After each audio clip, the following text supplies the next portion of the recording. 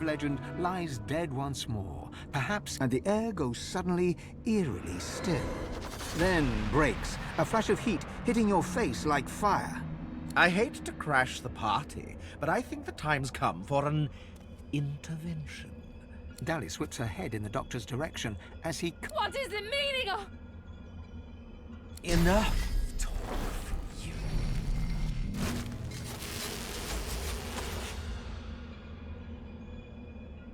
Dallis collapses. There is neither fanfare nor dirge. The hammer is simply gone, victim to the doctor... And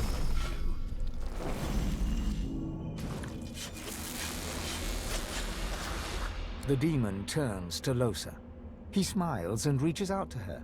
She is still where she stands, wide-eyed. This is him, the thing that's been inside her head all this time. hello.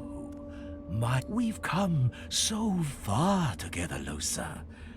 Just a little far. Lohse doesn't move. She's... So, this is it. This is what you wanted all along, isn't it? I made my intentions quite clear. I should have dealt with you before. She looks to you and... This isn't over. If that's how you really feel. Still, I won't pretend I'm not grateful.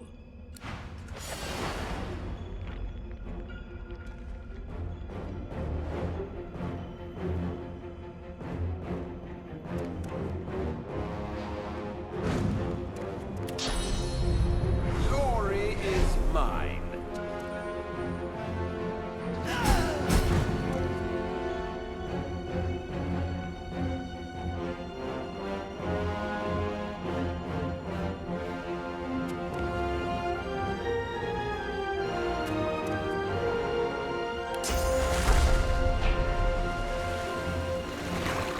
Glory is mine.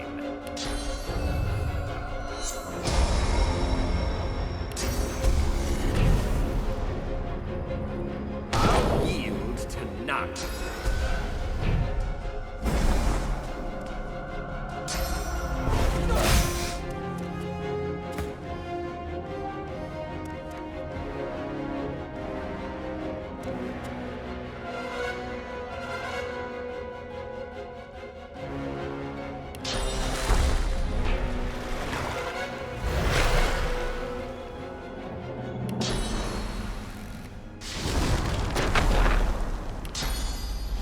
Glory is mine.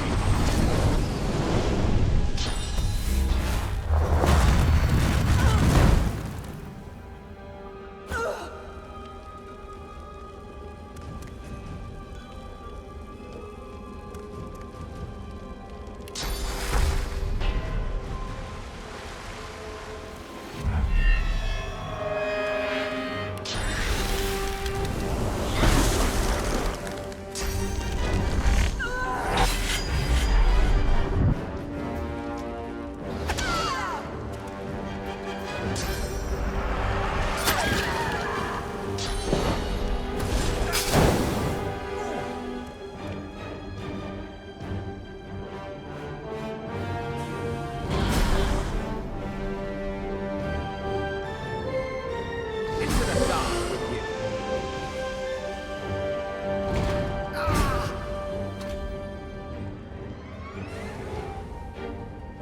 The demon doctor lies dead at last.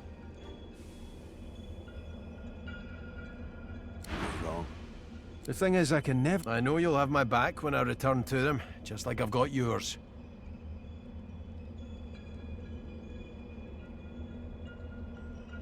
Beast bows. After all that you have been through, and all that you have done, all that you have become, the Aetheran lies in front of you. Divinity is yours to take. Or to what you do next, what shall you do with divinity?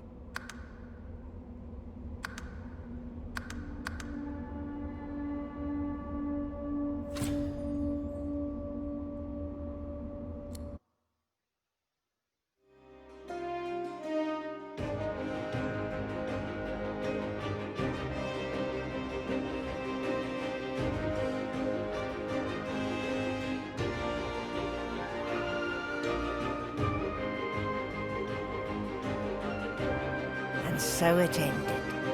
A tale that began with my own ill-fated attempt to rid the world of the Godwoken.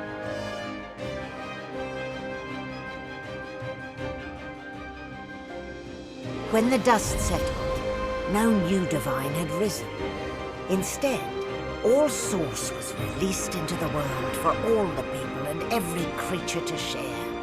Everyone was now a sorcerer. And united, the peoples of Rivellon pushed back the God King into the very depths of the void. This ushered in a new golden age of peace and prosperity. But alas, it was not to last. With many greedy for wealth, power and position, the struggle soon began anew.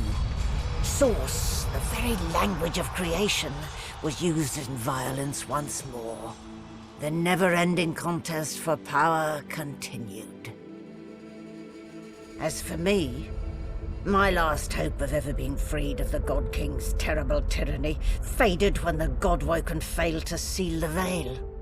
An eternity of pain and suffering is mine, in service of the King, until the day I am freed, the day the God King returns.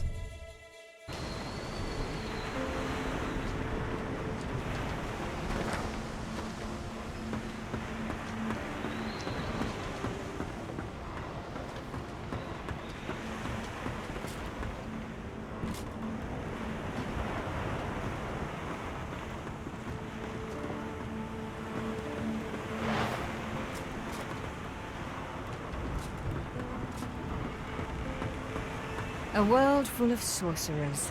Reform my ways. Her eyes flick down to your mouth. Her mouth. Something to... But a girl needs...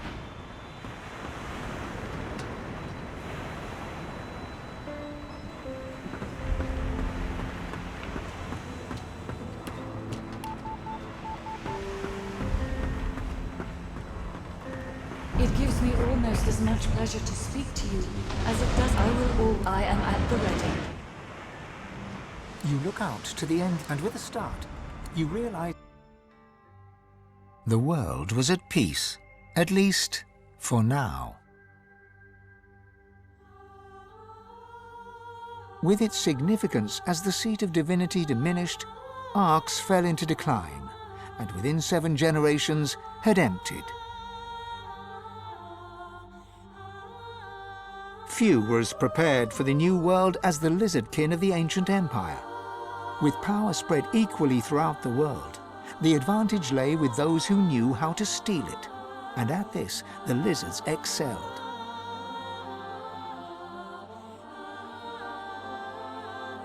The dwarven Godwoken returned to the kingdom and assumed the dead queen's throne. The new king ruled with grace and integrity. With their power returned, the elves reclaimed their lands from the Death Fog and began to rebuild. Soon they would split as 2 factions sought power, one to bring back the trees, the other to bring back the scions.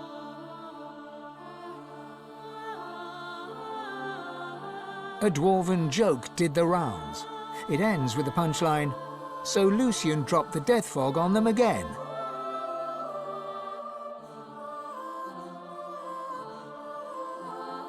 And in a dark forest on the far side of a desert, well beyond the high seas, the Black Ring came together once more.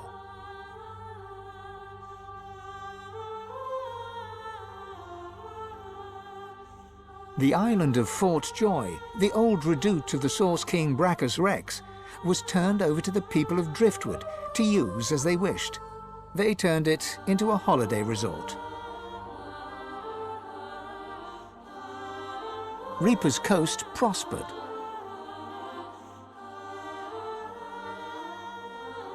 The fisheries returned, and the fertile farmlands produced the greatest harvests the surviving farmers had ever seen.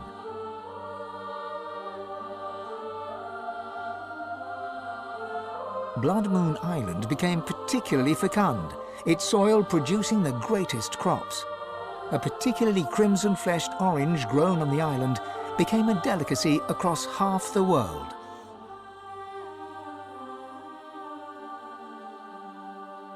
The black pits took fire. The oil there burns still.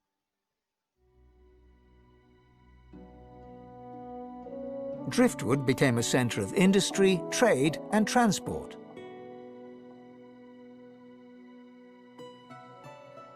Lohar the dwarf became mayor. His time in office was cut short by an unfortunate wound that spontaneously appeared on his neck.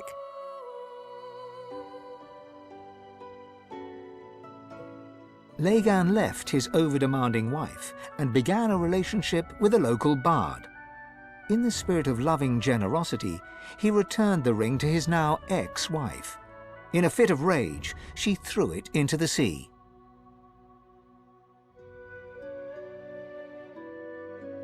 You would never forget Dorothea's kiss. Dorothea herself left Driftwood for the ancient empire, ever in search of the perfect kiss.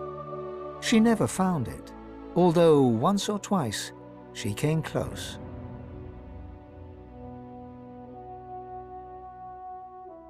The nameless isle had vanished. Although only open water remained, by instinct ships would steer clear. None of the captains could articulate why.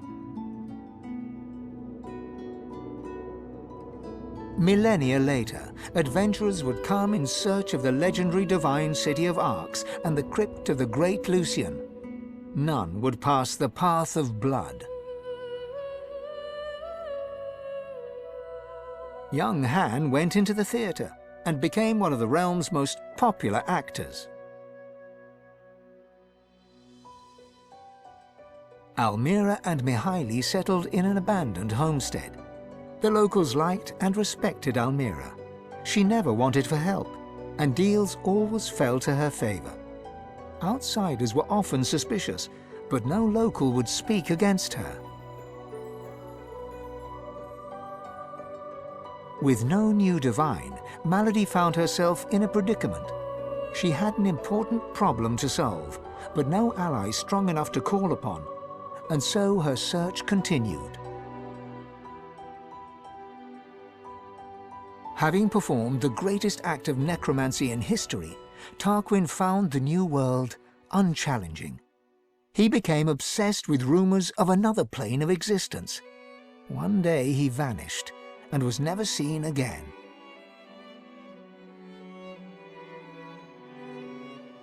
With the source released to the world, Ahu the wizard spent more and more time as a cat. One day he decided he would not change back.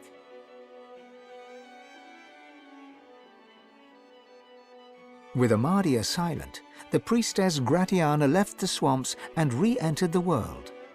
With more undead than ever before, she founded an abbey in the Dragonspine Mountains, offering them shelter from hatred and fear.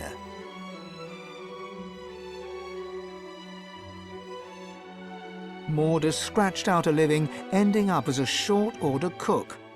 After an epiphany arising from the phrase, sunny side up, he started a religion. Upon his death from food poisoning, all three of his followers committed suicide. As the forests grew anew and the elves were equals at last, Sahala shared elven knowledge of source with the world. But some elves disagreed and plotted against her.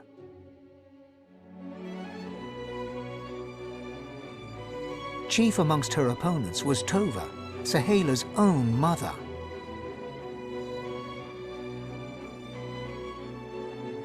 The Beast of the Sea returned to the Dwarven Kingdom, this time as a lawmaker. After a very public blunder, Marcus eschewed political power and returned to the sea. The Beast and the Lady Vengeance sail on.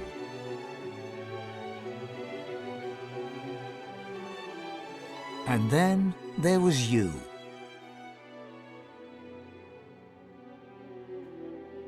You returned to the world a sorcerer among many. Your future was yours to decide. Did you accept your new status with humility? Only you know the truth. Only you know if you atone for your sins.